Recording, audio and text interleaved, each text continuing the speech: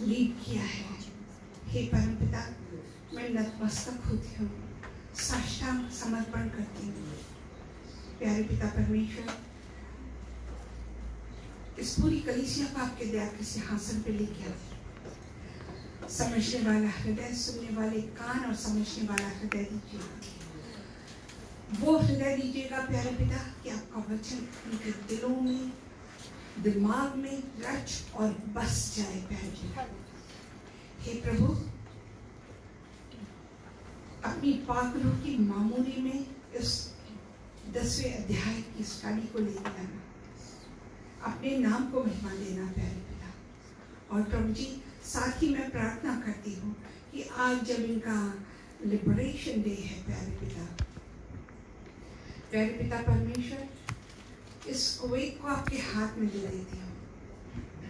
यहाँ के देश, राजा, कैबिनेट, प्रजा को प्यारे पिता धन्यवाद देते इस देश के लिए कि जिसने हमें बरकत दे दी है, और इसीलिए हम इस देश की सुरक्षा मांगते हैं और इन लोगों के हृदय में आपका रेवलेशन आए, ये हम मांगते हैं प्यारे पिता। हे प्रभु, जब आपका वचन आता है और लोग सुनते हैं तो ऐसा ही कार्य होने दीजिएगा। हम में से हर एक को आशीष दीजिए परम पिता प्रभु, कि हम इस बात को समझ सके कि आपकी इच्छा क्या है। धन्यवाद देते हैं, यीशु के नाम से मांगते और पा लेते हैं। आमीन आमीन।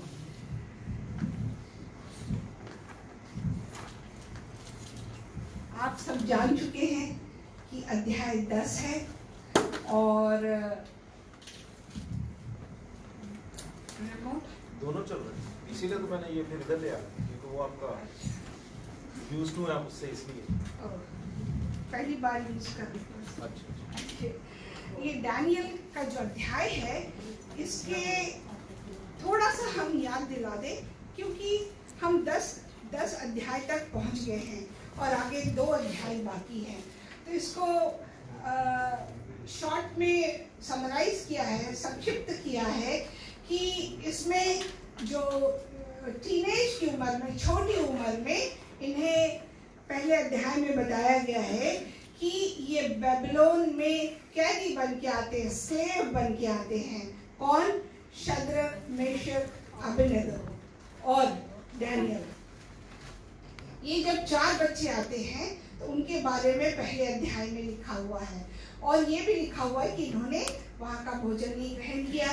फिर नबूकदनेस्सर का ड्रीम है, स्वप्न है दूसरे अध्याय में। तीसरे अध्याय में है, उन्होंने कहा था, एक मूर्ति बनाई थी, कहा कि उसके सामने झुको नहीं तो आग में डाला जाएगा। और फिर उसके बाद में नबूकदनेस्सर का जो गर्व था वो धूल में मिलाया गया, वो मनुष्य से एक जानवर के समान हो गया था। और परंतु जब उसने जाना कि यह परमेश्वर खुदावंद खुदा जीता परमेश्वर है, मनुष्यों के बीच में रहता है, एलोहिम है, और उसने अपने आप को सरेंडर किया। और ये हमारा विश्वास है कि जरूर उसे नजात मिली होगी। और फिर उसके बाद में the fall of Babylon, Babylon का गिरना 5वें अध्याय में है, जो ये बताता है कि वहाँ पर जो बेलशस्सर, उसका परपोता आया होगा और उसने खुदावन खुदा को नकारा, और उसे खुदा के जो, जब ये लोग कैदी बन के आए थे तो वहाँ के जो पात्र थे उसके मंदिर के, वो भी लाए गए, उनका दुरुपयोग किया, हर वो काम किया उसने जो खुदा को नापसंद था। और इसके कारण वह बेबीलोन चारों तरफ से दुश्मनों से, मादी फारसी लोगों से घिर गया और कैप्टिविटी में गया। और उसके बाद में दारा जो राजा बेलशस्सर जो आया, उसने वहाँ पर, दारा जब आया तो उसने वहाँ पर कहा कि सिर्फ उसका नाम लिया जाए, और जो अगर ना माने तो उसको शेर की गुफा में डाला जाएगा। और वहाँ पर डैनियल को डाला गया, जहाँ से खुदावन ने उसकी भी रक्षा की। इसको पिक्चराइज किया है कि उसने वहाँ के खाने को नकारा था राजमहल के, पहले अध्याय में उसके बारे में है। और पूरी हिस्ट्री है। एनीवे वो सब आप जानते हैं। तो दूसरे अध्याय में जो स्वप्न देखा था उसने कि एक मूर्ति है और उसको किसी से कहीं से एक पत्थर आया, कहीं से एक पत्थर आया, और ये जो पत्थर है ये हमारा यीशु है। हम सॉलिड चट्टान, दृढ़ चट्टान पे हमारे पैर हैं जो अटल है। या इसके बारे में आपको हम बता चुके हैं स्क्रिप्चर के द्वारा।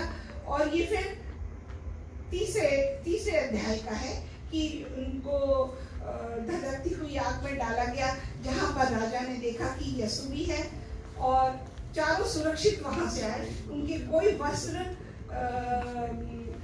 खराब नहीं हुए थे, जले नहीं थे, कहीं उन पर खरोंच भी नहीं थी। और फिर चौथे अध्याय में कि वह जो नबूकदनेस्सर है यह मनुष्य से प्राणियों के रूप में आ गया था अपने गुनाह के कारण। और उसको जो ड्रीम दिखा था कि जो वृक्ष है कटेगा तो उसकी जड़ को नहीं काटा जाएगा, इसीलिए वो बच गया। और उसने जान लिया, तौबा किया, तो वह फिर से अपना उसका जो पुराना रूप था वो पा सका। 5वें अध्याय में आप जानते हैं कि उन्होंने हर वह काम किया जो खुदा को नापसंद था। खुदा के मंदिर के जो पात्र थे उनको उसने दुरुपयोग किया। उसमें जिस चीज का सेवन नहीं करना था वह किया। परिणाम बेबीलोन चारों तरफ से घिर गया और एक ही रात में, एक ही समय में वो कैप्टिविटी में चला गया पूरी तरह से। दानियल 6 में हम देखते हैं कि दानियल खुदा से इज़राइल की तरफ मुंह करके दुआ करता था। और उसे भी जब उसने राजा की बात को नकारा, क्योंकि उसको अध्यक्ष चुना गया था 119 के ऊपर, तो उसके बाकी जो 119 लोग थे वे उससे ईर्ष्या करते थे और उन्होंने प्लान बना करके उसके अगेंस्ट कॉन्स्पिरेसी की, उसके अगेंस्ट चाल चली।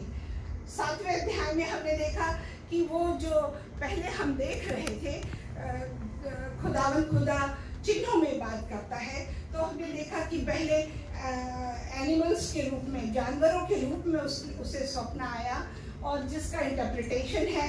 और उनके बड़े बड़े सिंह, भयानक सिंह हैं, ये राजाओं को दर्शाते हैं। 8वें में हमने देखा कि एक जो सिंहों का वर्णन है इस अध्याय में, सिंहों का वर्णन ये बताता है कि वो कितने शक्तिशाली और पावरफुल थे।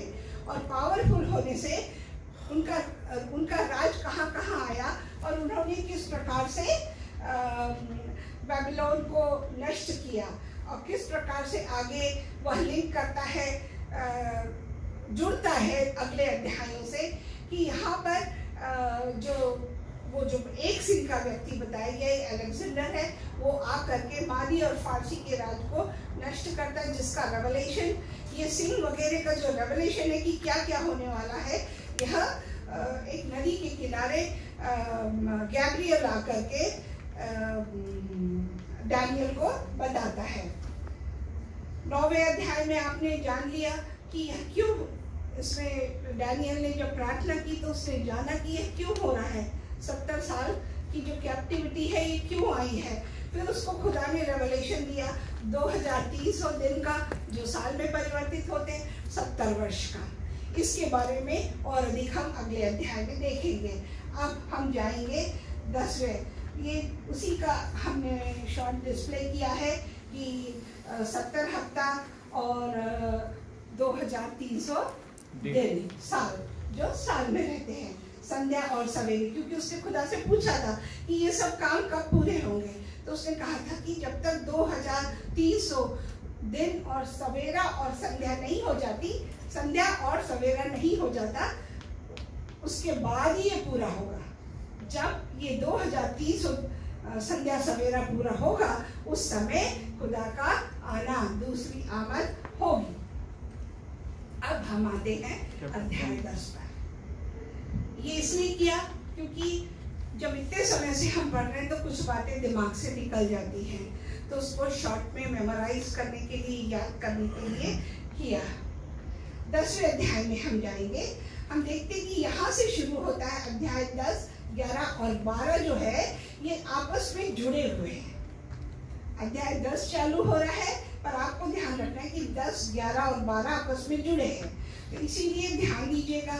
और मैंने इसीलिए कहा था कि सीट बेल्ट बांध लीजिए, ताकि जब आप अभी इसको अच्छे से सुनेंगे तो फिर आप आगे भी अच्छे से समझ सकेंगे। आपको इस अध्याय में 3 प्रकार की दुनिया दिखेगी, और वो कौन सी है? मतलब 3 प्रकार की दुनिया, मतलब 3 प्रकार की ताकतें। यह है आध्यात्मिक फोर्स, आध्यात्मिक ताकत, अंधकार की ताकत और दुनियावी मनुष्य की ताकत। ये जो चीजें हैं, इसमें एक दिखने वाली दुनिया है, मतलब विजिबल फोर्स है जो हमें दिख पड़ता है इंसानों की हरकतों के द्वारा, परंतु एक ऐसी ताकत है जो हमें नहीं दिख पड़ती।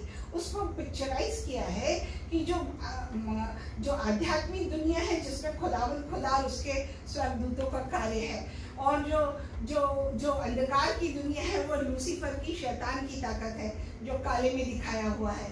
और दुनिया भी, मतलब इसमें पॉलिटिकल लीडर हो सकते हैं, जो सेलिब्रिटीज है वो लोग हो सकते हैं, इंसान, पासवान, कोई भी हो सकता है।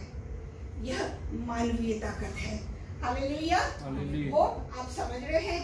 और इन 3 अध्याय में एक वचन को देखेंगे कि इसमें भी जो वर्णन है, ये खुदा के मंदिर को बनाने न देने की जो चाल है शैतान की, वो, और फारस के बारे में है। फारस कौन है? ये खुसरो जो है, यह शैतान को, लूसीफर को रिप्रेजेंट करता है, दर्शाता है। पहला वचन हम देखेंगे, और यह रेवलेशन, यह जो उसको जो प्रकाशित हुआ दानियल के ऊपर, वो कहाँ हुआ? एक नदी के किनारे हुआ है। और हम अब आगे पढ़ेंगे। फारस देश के राजा खुसरो के राज के 3रे वर्ष में दानियल पर, जो बेलशस्सर भी कहलाता है, ये उसका नाम बदला गया था, बेलशस्सर, जो नबूकदनेस्सर ने वहां के लोगों के नाम पर, वहां की मूर्तियों के नाम पर रखा था। उसको क्या हुआ? एक बात प्रकट की गई। यह बात सच थी कि एक बड़ा युद्ध होगा। 10, 11, 12 मंदिर न बनने देना, और एक बड़ा युद्ध होगा। उसने इस बात को जान लिया, उसको यह देखी हुई बात समझ आ गई। इसका दानियल का शॉर्ट में ये डिस्क्रिप्शन है कि इसमें क्या क्या पॉइंट्स है। हिंदी में लिखना चाह रही थी पर नहीं लिख पाए।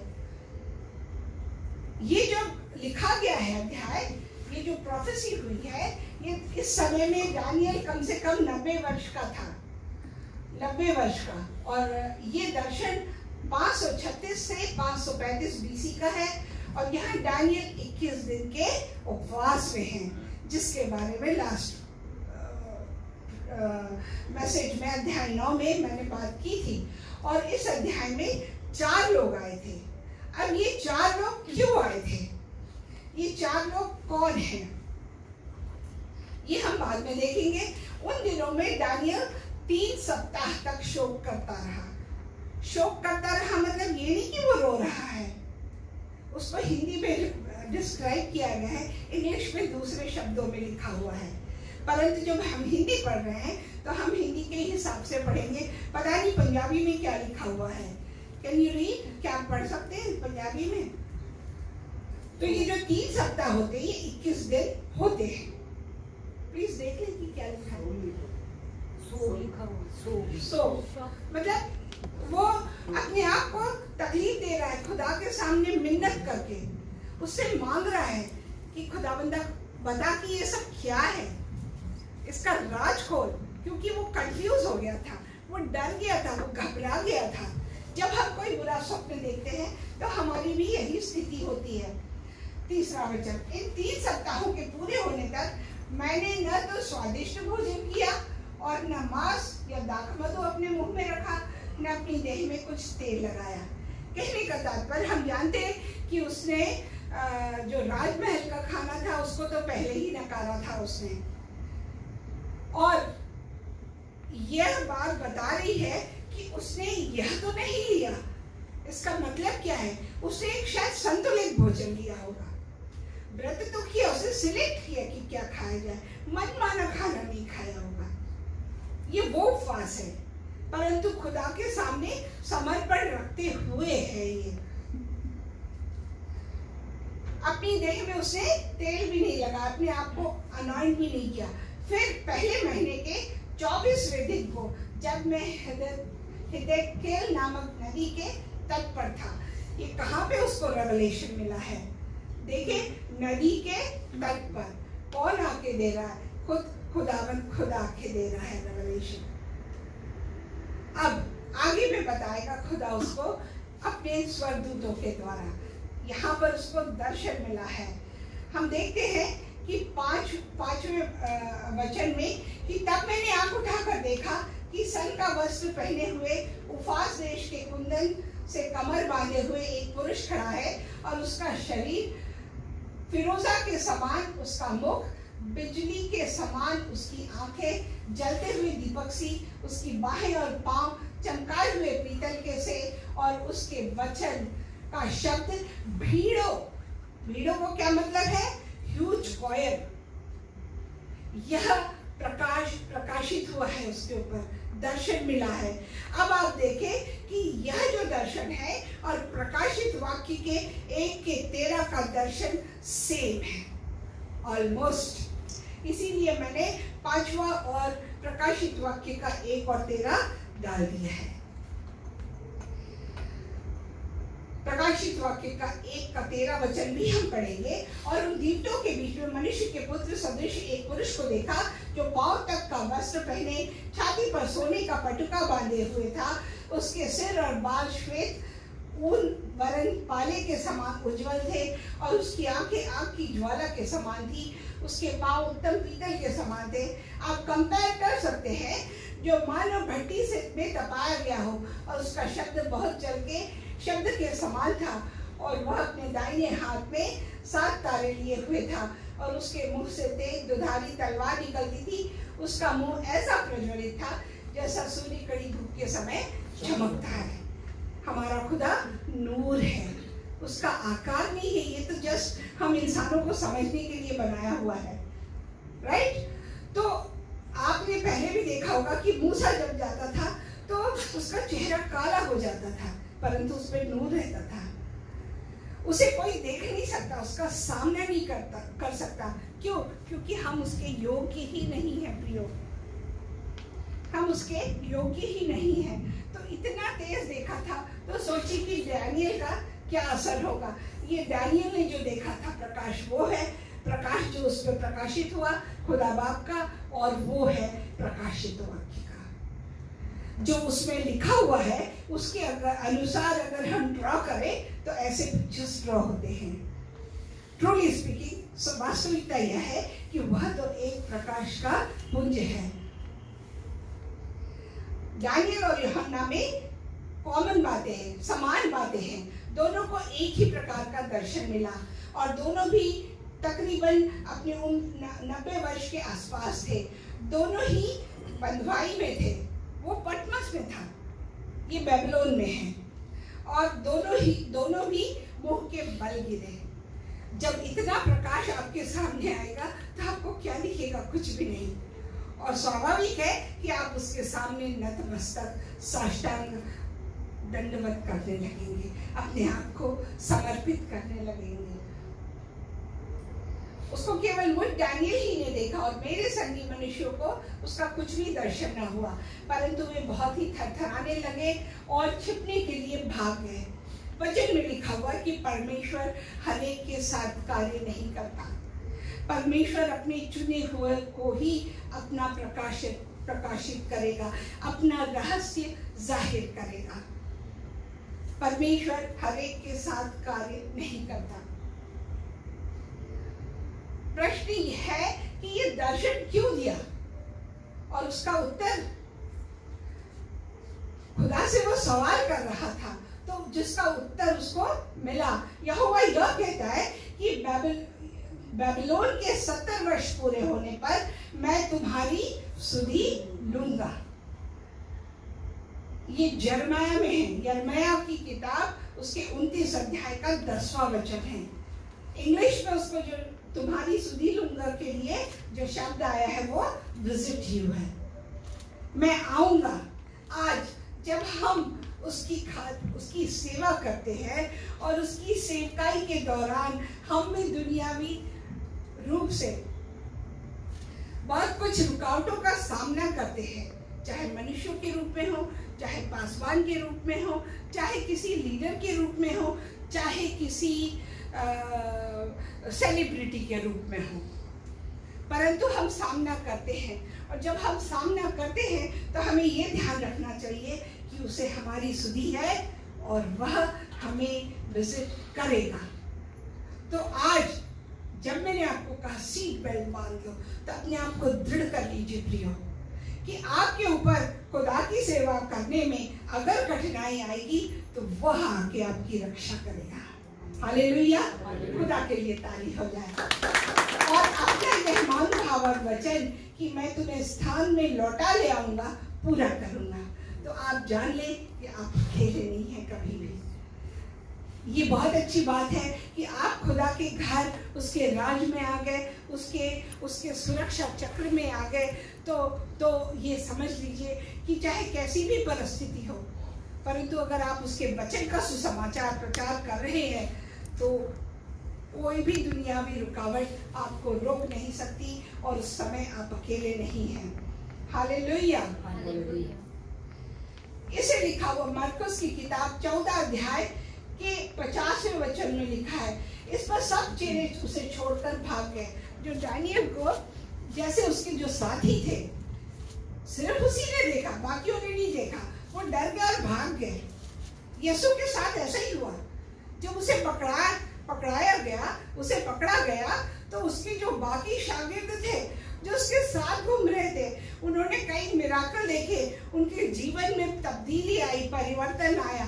परंतु क्या हुआ, जब वो कठिन टाइम आया तो वो सारे के सारे उसके पास से भाग गए। ये आप सब भी जानते हैं। हम पढ़ेंगे सकेत, और इसीलिए खुदावन कहता है कि जो उसके पास आना चाहता है, लूका की इंजील 13 अध्याय की 24 में, कि रास्ता सकरा है, फाटक सकेत फाटक में प्रवेश करो, क्योंकि चौड़ा है वह फाटक और सरल है, और वह मार्ग जो विनाश को पहुंच जाता है, परंतु बहुत से हैं उसमें प्रवेश करते हैं। क्योंकि सकेत है वह फाटक और कठिन है वह मार्ग जो जीवन को पहुंचाता है, और थोड़े हैं उसमें जो जाते हैं, थोड़े हैं उसको जो पाते हैं। अगर आप लोग आज यहाँ पर हैं तो आप उन थोड़े में से उसके चुने हुए हैं। हालेलुया। और इस समय भी अगर हम में कहीं कमी है तो आज उसे समर्पित कर देना चाहिए। 8वां वचन, तब मैं अकेला रहकर यह अद्भुत दर्शन देखता रहा, इससे मेरा बल जाता रहा, मैं भयातुर हो गया और मुझ में कुछ भी बल न रहा। क्यों ऐसा हुआ होगा? उपवास में था, वो खुदा से बातें कर रहा था, मिन्नतें कर रहा था, गिड़गिड़ा कर मिन्नतें कर रहा था। आपने पहले अध्याय में जाना कि वो सिर्फ गिड़गिड़ा करके मांग रहा था, सिर्फ साधारण बोल करके नहीं मांग रहा था। हम में से कितने यहाँ पर जब पाकरूप की मामूली महसूस करते हैं तो एक अकेला ही व्यक्ति महसूस करता है, सब नहीं कर पाते इस बात को महसूस। ठीक वैसा ही है कि उसने जो देखा वो अकेले ही देखा, जिसे कोई और दूसरा समझ ही नहीं पाया, जान ही नहीं पाया, और उसका जो अद्भुत दर्शन देखा उससे वो थर-थर आ गया, डर गया, उसमें कोई शक्ति नहीं रह गई। आपके हाथ पैर ढीले पड़ जाते हैं जब आप एक अनहोनी बात सुन लेते हैं या ऐसा विचित्र स्वप्न देख लेते हैं जो आपकी समझ के परे है। ऐसा मैंने क्यों देख लिया? आप जाके किसी इंटरप्रेटर के पास जो अनुवाद करते ना, पढ़ते हैं स्वप्न, उनसे पूछेंगे, पासवान को बताए, खुदा से नहीं पूछते। पर हमें उस पर भरोसा रखना है। 9वां, तो भी उसको बड़ा किया था, छोटा ही हो गया फिर भी, तो भी मैंने उस पुरुष के वचनों का शब्द सुना, और जब वह मुझे सुनाई पड़ा तब मैं मुंह के बल गिर गया और गहरी नींद में भूमि पर औंधे मुंह पड़ा रहा। कई बार प्रतिभा कहती, मैंने ऐसा स्वप्न देखा मम्मा, पता नहीं क्या हो गया, मुझे तो नींद ही नहीं आई, परेशान हो गई, मैं करवट बदलती रही। ठीक वही स्थिति है कि समझ में नहीं आता, मुंह के बल इंसान गिर जाता। दानियल भी तो एक इंसान था, उसके साथ भी ऐसे ही हुआ। ये देख लीजिए, अद्भुत दर्शन, पर किसी ने अपने हाथ से मेरी देह को छुआ। कौन आया? खुदा का स्वर्गदूत, और मुझे उठाकर घुटनों और हथेलियों के बल थरथराते हुए बैठा दिया। जब आप परेशानी में होते हैं तो खुदा का वचन, कई बार आप स्वर्गदूतों को अपने स्वप्न में महसूस करते। स्वर्गदूत तो अगर ना आए तो खुदा के इंसान के रूप में खुदा के फरिश्ते, खुदा का वचन आके आपसे बात कर लेता है। और यह स्वर्गदूत, उसने उसको संभाला, थरथराते हुए बैठा दिया। थरथराता मतलब डर नहीं, परंतु जब आप किसी को कोई गिरता रहे, पड़ता रहे, तो आप उसको संभालने जाते, तो आप देखते हैं कि उसके जिस्म में कंपन होता है। ठीक वही है। तब उसने मुझसे कहा, हे दानियल, हे अति प्रिय पुरुष। कैसा संबोधन है? हे अति प्रिय पुरुष। क्या आप सब लोग चाहते हैं कि खुदावंद भी आपको इस शब्द से संबोधित करे, ये शब्द के साथ बुलाए? हे अति प्रिय पुरुष, हे अति प्रिय सेवक, हे अति प्रिय खादम। सेवकाई करने वाले सबके लिए लागू होता है। जो वचन मैं तुझसे कहता हूँ उसे समझ ले। उसको इनकरेज कर रहा है, समझा रहा है कि उसे समझ ले और सीधा खड़ा हो जा। अगर कहीं रुकावट आती है तो बगैर थरथराए खुदा की उपस्थिति में सीधे खड़े हो जाइए प्रियो, क्योंकि मैं अभी तेरे पास भेजा गया हूँ। जब उसने मुझसे यह वचन कहा तब मैं खड़ा तो हो गया, परंतु थरथराता रहा। आगे देखेंगे। फिर उसने मुझसे कहा, हे दानियल मत डर।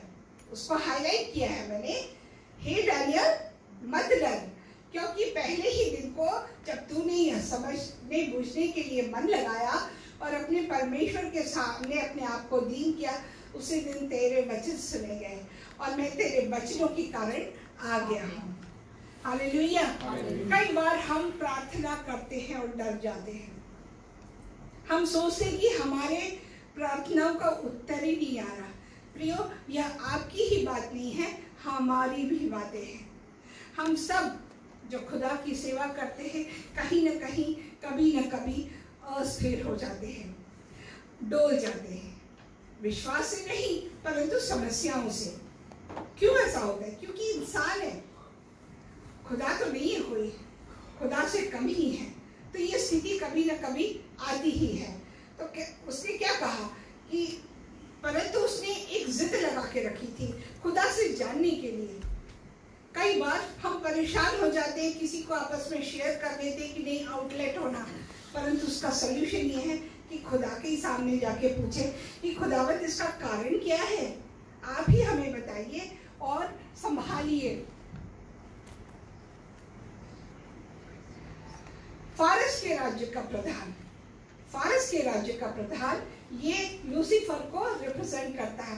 21 दिन तक मेरा सामना किए रहा, परंतु मिकाएल जो मुख्य प्रधानों में से है वह मेरी सहायता के लिए आया, इसलिए मैं फारस के राजाओं के पास रहा। वो उसको बता रहे कारण कि उसकी प्रार्थनाओं को जब रोका गया तो क्यों रोका, कहाँ था वो, क्यों 21 दिन लग गए, 21 दिन उसे क्यों लग गए? क्योंकि लूसीफर ने उसको रोक के रखा था। और जो मिकाएल है, जो वॉरियर कहलाता है, आर्कएंजल, स्वर्गदूत, वह जाकर के उसके साथ लड़ाई करता है, तब वो उसके पास में आ सकता है।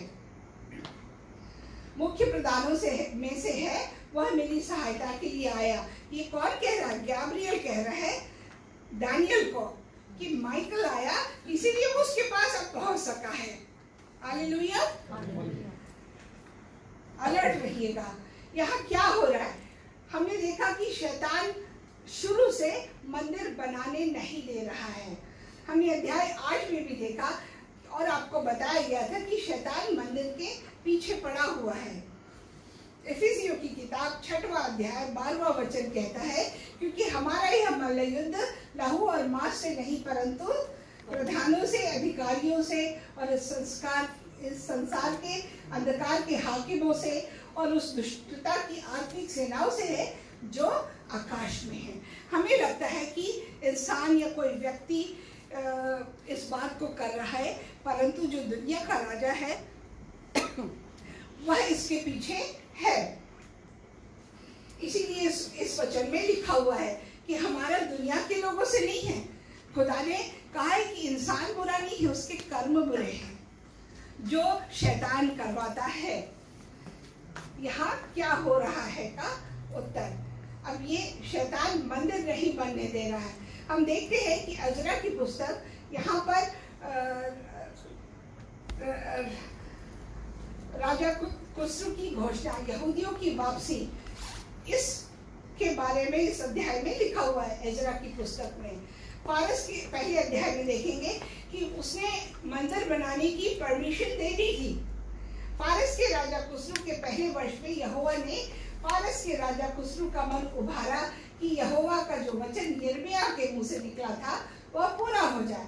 इसलिए उसने अपने समस्त राज्य में यह प्रचार कराया और लिखवा भी दिया, उसने सबको भेज भी दिया उसने।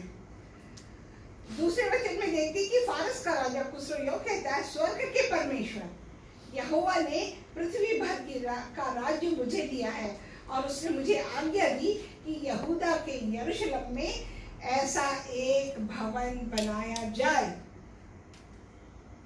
ये उसने इजाजत दे दी थी, परंतु क्या हुआ, वो देख रहे कि आप एक पिक्चराइज किया है कि सारे लोग वो भवन बनाने में जुट गए थे, परंतु एक उसके पीछे पड़ा हुआ था।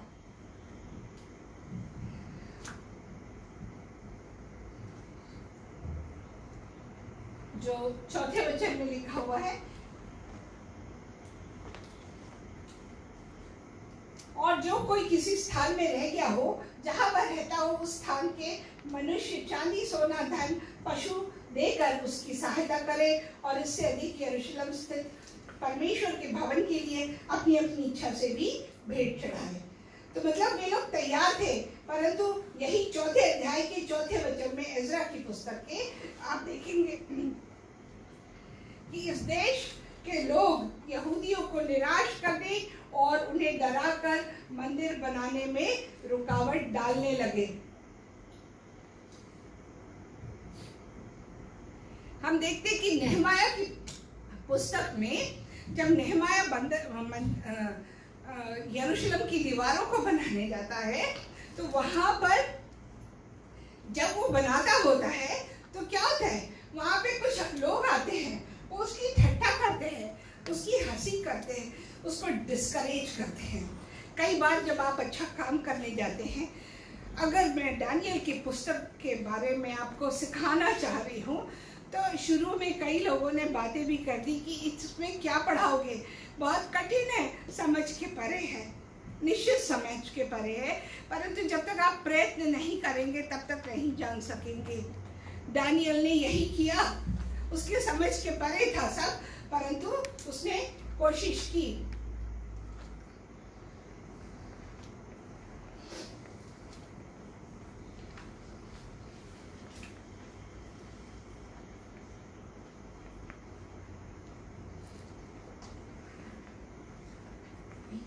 ये 14 है वर्ष। हाँ? 14 वर्ष का। 14। हाँ जी, आप शायद आगे चले। हाँ। आप 17 पे चले। एक मिनट छोड़ दें। हाँ। छोड़ दें, ये आ गया। हाँ। और अब मैं तुझे समझाने आया हूँ कि अंत के दिनों में तेरे लोगों की क्या दशा होगी, क्योंकि जो दर्शन तूने देखा है वो कुछ दिनों के बाद पूरा होगा। ये अंत समय की बातें हैं जिसका प्रकाश प्रभु ने अपने स्वर्गदूत के द्वारा दानियल पर जाहिर किया है। जब वह पुरुष मुझसे ऐसी बातें कह चुका, तब मैंने भूमि की ओर मुंह किया और चुप रह गया। उसमें बोलने की क्षमता नहीं थी, उसमें बोलने की ताकत नहीं थी उस समय। इस प्रकाश को जब उस पर प्रकाशित किया गया, और यही वजह थी कि दानियल ने 21 दिन का उपवास किया था, क्योंकि वो जानना चाह रहा था क्या ये जो बातें अभी उसके सामने प्रकट हो रही है। प्रियो, जब आप इस कलीसिया को बढ़ाने की बात करते हैं, इस कलीसिया पर खुदा की आशीष की बात करते हैं, और इस कलीसिया में आप चाहते हैं कि अद्भुत चमत्कार हो। क्या बात है कि आज हमारी कुर्सियां खाली हैं, क्या बात है कि लोगों के हृदय इतने बदले नहीं जा रहे, क्या बात है कि खुदा के घर में भरपूरी नहीं है, क्यों हमारे दिल उसके पास नहीं ला पाते। इन बातों का उत्तर जानना है। क्यों आपके परिवार में किसी चीज की कमी है, क्यों रिश्ते बिगड़े हुए हैं, हर एक चीज को आप लिख करके रख सकते हैं, और उसके लिए आपको 21 दिन के उपवास में जाने की आवश्यकता है। और इसीलिए तीनों का जिक्र आया है, गैब्रियल, माइकल एंड लूसीफर। 4 ताकत काम कर रही है वहां पे, उसके बारे में और आगे बताएंगे आपको।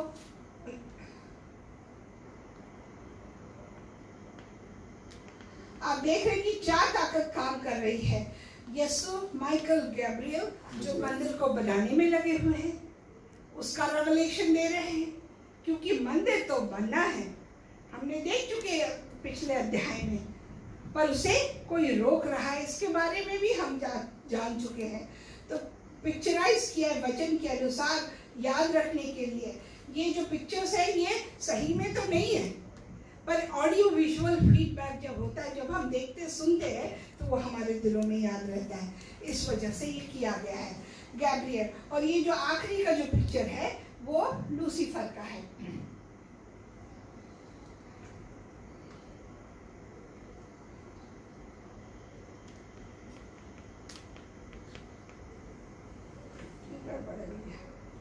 ओके, ये आप देख चुके हैं। नहीं, आप ऊपर को जा रहे हैं, नीचे को आइए, ऐसे करके। ये भी 15 हो गई थी, ये भी हो गया था, ये भी हो गया, अब ये 60। तब मनुष्य की संतान के समान किसी ने मेरे होठ छुए, और मैं मुंह खोल करके बोलने लगा। जो मेरे सामने खड़ा था उससे मैंने कहा, हे मेरे प्रभु, दर्शन की बातों के कारण मुझको पीड़ा सी उठी, और मुझ में कुछ भी बल नहीं रहा। कई बार जब ऐसी बातें होते तो आप स्पीचलेस हो जाते हैं, आपके मुंह से एक भी शब्द नहीं निकलता। जब अनहोनी या अद्भुत प्रकाश होता है, या आपके प्रश्नों का उत्तर मिल जाता है, या अद्भुत चमत्कार होता है, तो कुछ क्षणों के लिए आप बिल्कुल स्तब्ध हो जाते हैं, स्थिर हो जाते हैं, मुंह से एक भी शब्द नहीं निकलता। वही स्थिति डैनियल की थी। इसको आप ही बढ़ा दें। वचन में लिखा है, क्योंकि पवित्र आत्मा उसी घड़ी तुम्हें सिखा देगा कि क्या कहना चाहिए। लूका की 12:12 में वो स्तब्ध था, बोल नहीं सक रहा था। इसलिए प्रभु का दास अपने प्रभु के साथ कैसे बातें कर सके, क्योंकि मेरी देह में न तो कुछ बल रहा, न कुछ सांस ही रह गई। आप इमेजिन करिए कि दानियल जो खुदा के सामने राज जानने के लिए, कारण जानने के लिए कि क्यों यहूदी क्यों यरूशलेम कैप्टिविटी में गया, यरूशलेम के लोग, ये जानने के लिए जब उसने उपवास किया उसके सामने, तो निश्चय उपवास के कारण उसका कुछ शरीर कमजोर होगा। और जब इतना बड़ा प्रकाश आपके सामने, आपका बॉस आ जाए तो मुंह नहीं खुलता, ठीक है ना। तो उसके सामने तो खुदावन खुदा प्रकाश का पुंज सामने था, उसके सामने वो कैसे मुंह खोल सकता था, वो स्पीचलेस था।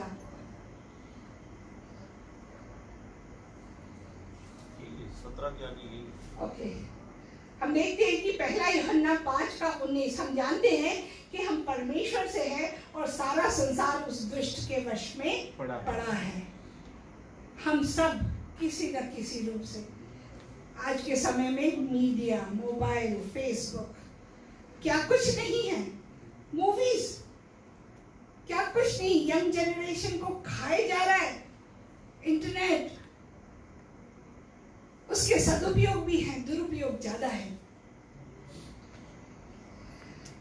पहला यूहन्ना 2:18 मसीह के विरोधी, हे लड़कों, यह अंतिम समय है, और जैसा तुमने सुना है कि मसीह का विरोधी आने वाला है, और उसके अनुसार अब भी बहुत से मसीह विरोधी उठ खड़े हुए, और मैं है, इससे हम जानते हैं कि यह अंतिम समय है।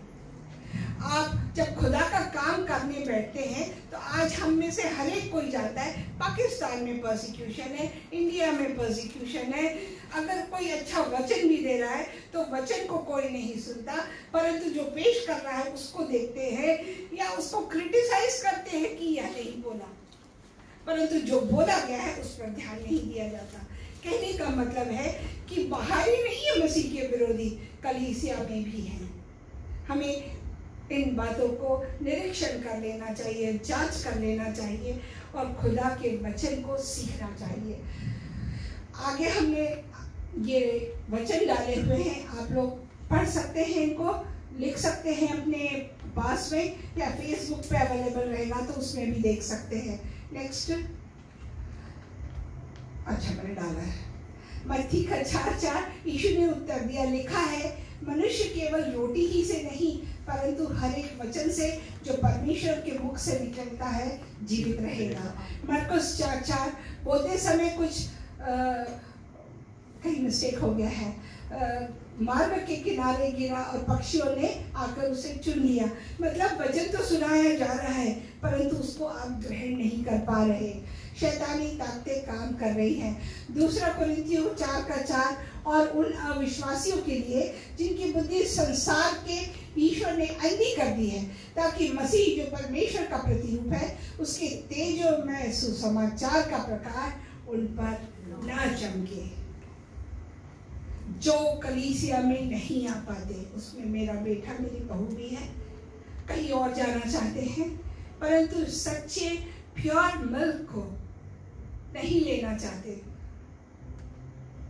अगर वह इस प्रकार करते हैं या हम में से कोई एक भी करता है जो नहीं पहुंच पाते या खुदा के घर में आकर के अपने दिमागों को केंद्रित नहीं कर पाते, दूसरी बातों की सोचों में लगे रहते हैं, दुनियावी बातों में लगे रहते हैं, वो खुदा के सुसमाचार के लिए रुकावट लाते हैं। इब्रानियों की 1:12-13 में भी यही लिखा हुआ है। Next page. तब मनुष्य के समान किसी ने मुझे छूकर फिर मेरा हियाव बंधाया और उसने कहा, हे अति प्रिय पुरुष, दोबारा उसे संबोधित किया गया, मत डर, तुझे शांति मिले, तू दृढ़ हो, तेरा हियाव बंधा रहे। जब उसने यह कहा तब मैंने हियाव बांधकर, हे प्रभु, क्या किया उसने, हे प्रभु अब कह, क्योंकि तूने मेरा हियाव बंधाया, हिम्मत बंधाई। अगर आज जो परसिक्यूशन हो रहा है, लोग डर रहे हैं, नहीं काम कर पा रहे, पर डैनियल की किताब हमें समझा रही है कि अगर शद्रक, मेशक, अबेदनगो वो आग में नहीं जाते और उसमें से सुरक्षित बाहर नहीं आते तो नबूकदनेस्सर का हृदय परिवर्तित नहीं होता। प्रियो, हर उस स्थिति में जब कठिनाई आती है आपके सामने, खुदा परम पिता परमेश्वर जो मनुष्यों के बीच में रहता है, एलोहिम, आके किसी न किसी रूप से आपके सामने खड़ा हो जाएगा और हियाव बांधेगा। ये मैंने व्यक्तिगत रूप से यही कुवैत में अनुभव किया है। हे अति प्रिय पुरुष, मत डर, वो हियाव बंधा रहा है। Hallelujah, hallelujah, hallelujah. अगर आपकी ऐसी स्थिति है खुदा का कार्य करने में, तो प्रियो हिम्मत बांध लीजिए कि वो आपके साथ रहेगा, आपको अति प्रिय पुरुष बना बोल करके उठाएगा और आपको आपकी हिम्मत को वो बढ़ाएगा। नेक्स्ट, तब उसने कहा, क्या तू जानता है कि मैं किस कारण तेरे पास आया हूँ? अब मैं फारस के प्रधान से लड़ने को लौटूंगा, जब मैं निकलूंगा तब यूनान का प्रधान आएगा। ये अंत समय की बातें हैं, ये कलीसिया को खोखला कर रहा है। कौन है कलीसिया उसकी? कौन है कलीसिया उसकी? मैं और आप, मैं और आप। थोड़ा डिस्क्राइब करना चाहूंगी कि और ये जो अविश्वासी जो लोग हैं उसमें पॉलिटिकल लीडर और जो संसार की बातों में लगे रहते हैं। हम देखते हैं कि कई बार जो इंटरनेट वगैरह पर आते हैं हीरो कि इसने यीशु मसीह को कबूल कर लिया, तो उसके सुसमाचार के बारे में नहीं बताते, उस एक्टर बोल करके एक्टर को हाईलाइट कर दिया जाता है। जस्ट उसको सोचे आप कि फलाने एक्टर, वो तो बहुत बड़ी बात होगी, पर उसने क्या सुसमाचार सुना, क्या बताया, कैसे हृदय परिवर्तित हुआ, वो एक्टर पे ही जाके लोगों की नजर गड़ जाती है। परंतु खुदा के सुसमाचार से जो उसने कहा है कि पश्चाताप करो, पश्चाताप कर उसके सामने, वापस आओ उसके पास, ताकि आशीषों के हकदार हो सके आप करके, उसकी तरफ ध्यान नहीं रहता। इस प्रकार की बातें होती है। दूसरा कुरिन्थियों 4:4, और उन अविश्वासियों के लिए जिनकी बुद्धि संसार के ईश्वर ने अंधी कर दी है, ताकि मसीह जो परमेश्वर का प्रतिरूप है उसके तेजो में सुसमाचार का प्रकाश उन पर न चमके। हालेलुया। कई बार जब वचन आता है तो लोग पास पर आपने बहुत अच्छा बोला, पर आपने क्या बोला, खुदा का वचन क्या था? क्या आपको याद है कि एक जोर शोर के साथ चिल्ला करके ऊंची आवाज में कि आपके हृदय में उथल पुथल हो गई, आप उसकी तरफ ध्यान दे रहे हैं कि आप खुदा के वचन को अपने दिल में बसा रहे हैं। मायने ये रखता है। प्रियो, आज मैं आपको सिखाना चाहती हूँ और हर एक से रिक्वेस्ट करना चाहती हूँ कि वचन में दृढ़ हो जाइए। वो जो इंस्पिरेशनल मैसेजेस है, जो एक्साइट करने वाले मैसेजेस हैं, जोश के साथ में कि आपके दिल को हिला दिया, झकझोर दिया, उसकी तरफ न ध्यान देते हुए इस बात को ध्यान दीजिए, वचन कितना सीख रहे हैं, वचन में दृढ़ होइए। जितना वचन में दृढ़ रहेंगे उतना ही आप परिस्थितियों का सामना कर सकेंगे।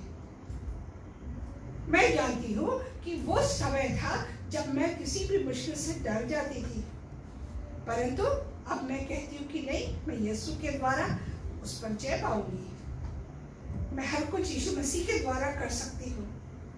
मुश्किल है, खुदा से बात करके पूछती हूँ कि खुदावंदा ऐसा क्यों है? आपने तो कहा है कि आप विधवाओं के पति है, पिताहीन के पिता है।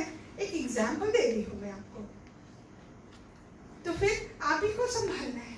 कौन करेगा ये काम?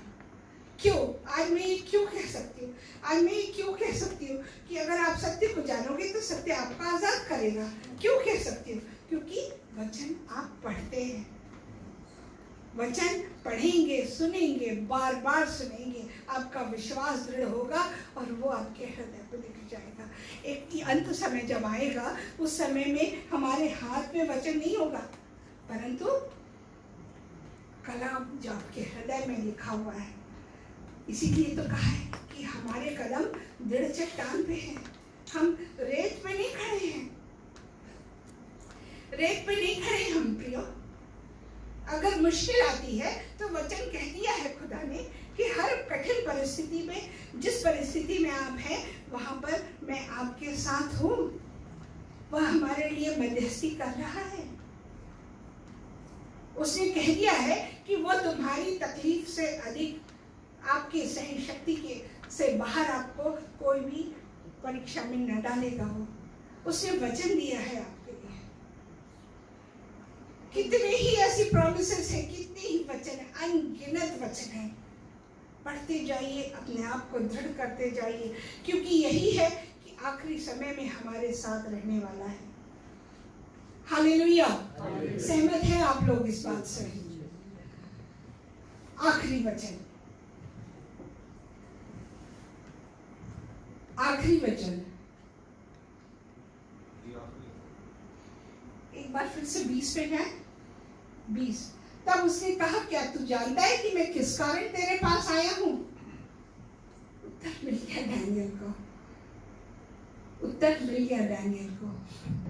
अब मैं फारस के प्रधान से लड़ने को लौटूंगा, और जब मैं निकलूंगा तब यूनान का प्रधान आएगा। और ये अंत समय की बातें हैं, वह कलीसिया को खोखला कर रहा है। अब आपने पहले जान चुके हैं जो खुदावंत चिन्हों में बात करता है, और आपने जानवरों के रूप में देखा, फिर सिंह के रूप में देखा।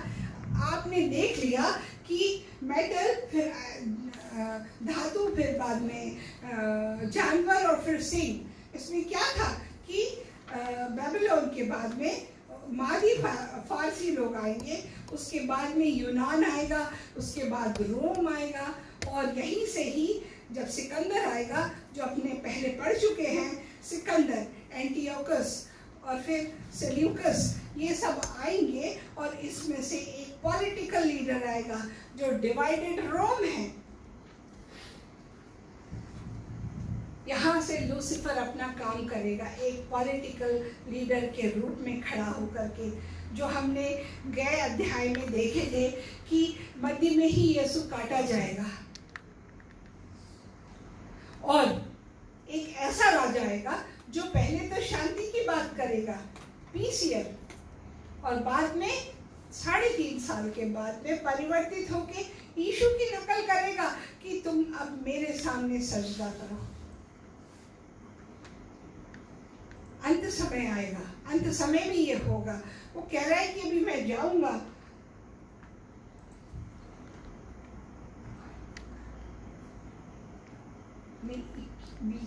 मैं जाता हूं,